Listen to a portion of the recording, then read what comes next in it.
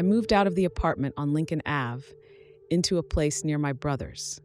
It was a 2-bedroom upper duplex for nearly the same price as the 1-bedroom. I thought the layout was kind of strange because when you came in, you were at the back of the place and entered into the kitchen. There was a small bedroom straight ahead, and to the left was the bathroom and the door to the living room. When you entered the living room, to the right was another door to a huge bedroom with 2 big windows, and it had 2 doors, a closet, and steps to the attic. My daughter was about 7 months old when we moved in, and I thought with all the bright sunshine in the front bedroom that it should be for her. I set up a bed and placed a dresser in the small bedroom for me and set up her crib and toys in the front. I always had a creepy feeling in the back bedroom, so I just slept on the couch. I never even put my clothes back there. I really never had a problem, except every now and then the kitchen faucet would turn on at strange hours of the night. I really liked having the attic space because there were clotheslines up there, so I got a second-hand washer and could hang clothes up there all year. No more laundromats. The only other thing up there was a large old recliner. Everything was going well, and we were happy. Once my daughter started walking, she would go upstairs, and I thought it was all right, but I would hear her talking up there with one of her books. When I asked her who she was talking to, she said that Grandpa was reading her a story.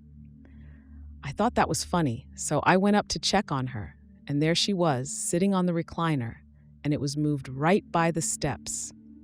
Looking back, I thought it was strange, but I wasn't too concerned. She was barely 2 and weighed about 25 pounds. There was no way she could have moved it. I told her I would move the chair away from the steps and that Grandpa could read better by the window.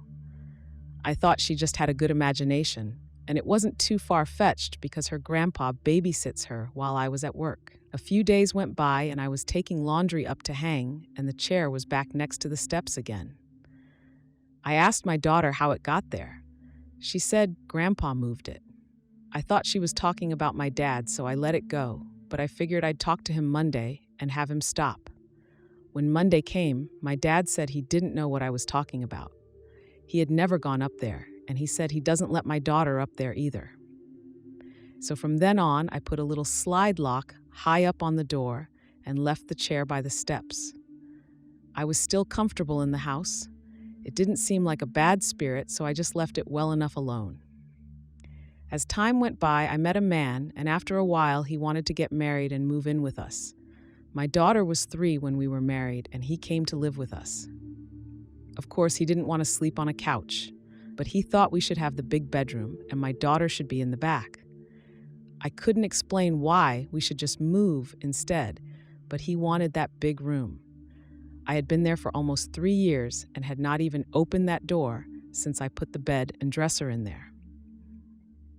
The first night she was in there was the most terrifying night of my life. She went to bed at 7:30 p.m., and at 9 p.m., she was screaming. I ran to her room, and I couldn't get the door to open. She kept screaming, and I couldn't get the door open.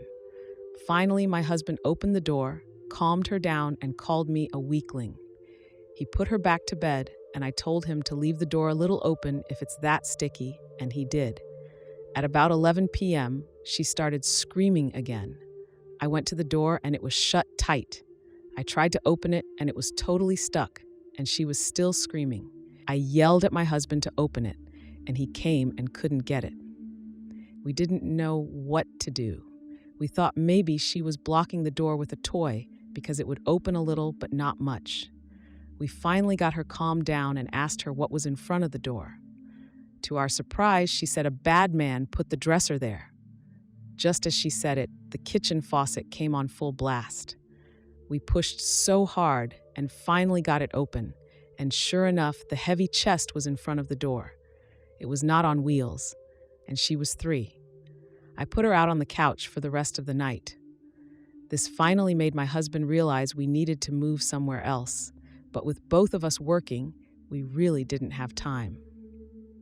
I moved the dresser in front of the door to pin it completely open, and I put a hook lock to the window trim and locked it open. We would put her in the room at night to go to sleep, but every morning we found her on the couch. I was coming home one day with her in the car, and as I was opening the garage door, I noticed my daughter waving at someone.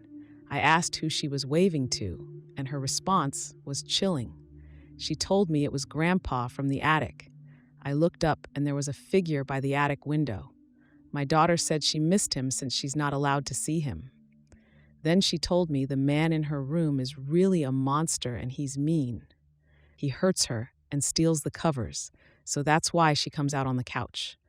When I heard that, I had had enough. I started looking for a new place, and we moved the very next month.